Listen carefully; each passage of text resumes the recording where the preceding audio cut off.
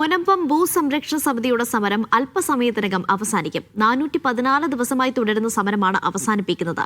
ഒരു വിഭാഗം സമരം അവസാനിപ്പിക്കുമ്പോൾ മറ്റൊരു വിഭാഗം സമരം തുടരും.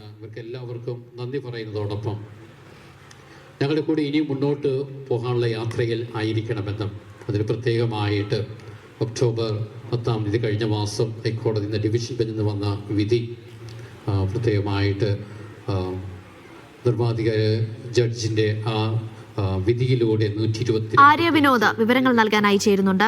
ആര്യ, നേരത്തെ കരമൊടുക്കാനുള്ള അനുമതിയൊക്കെ ഹൈക്കോടതിയുടെ ഇടപെടലിൽ നടന്നിരുന്നു. അതിന്റെ പശ്ചാത്തലത്തിൽ സമരം ഒരു വിഭാഗം അവസാനിപ്പിക്കുകയാണ്.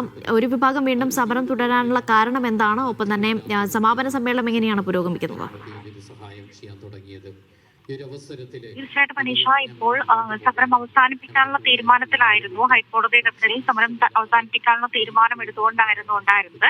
എന്നാൽ ഇപ്പോൾ ഈ ഒരു അവസാനിപ്പിക്കുന്ന ദിവസമാണ് അവർ രണ്ട് ടീമായിട്ട് പിരിയുന്ന ഒരു സാഹചര്യത്തിലേക്ക് എത്തിയത്. സമരപന്തലിൽ നിന്നും ഒരു ഭാഗം ഇറങ്ങിപ്പോകുന്ന ഒരു സാഹചര്യത്തിലേക്ക് എത്തി.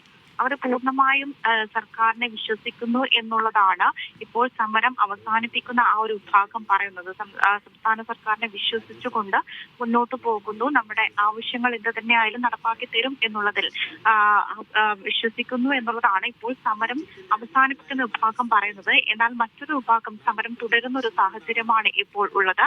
പൂർണ്ണമായും നമ്മുടെ ഈ റവന്യൂ അവകാശങ്ങൾ പുനഃസ്ഥാപിക്കണമെന്ന് ആവശ്യപ്പെട്ടുകൊണ്ടാണ് മറ്റൊരു വിഭാഗം ഇപ്പോഴും സമരം തുടർന്നുകൊണ്ടിരിക്കുന്നത്. ഇപ്പോൾ സമരത്തിന്റെ ഈ അവസാനിപ്പിക്കുന്ന ഈ ഒരു വിഭാഗത്തിന്റെ സമാപന ചടങ്ങ് നടക്കുകയാണ്. മന്ത്രി കെ രാജനും അതുപോലെ തന്നെ പി രാജീവും ഇവിടെ എത്തിയിട്ടുണ്ട്. സമരം അവസാനിപ്പിക്കുന്ന പരിപാടികൾ പുരോഗമിക്കുകയാണ്.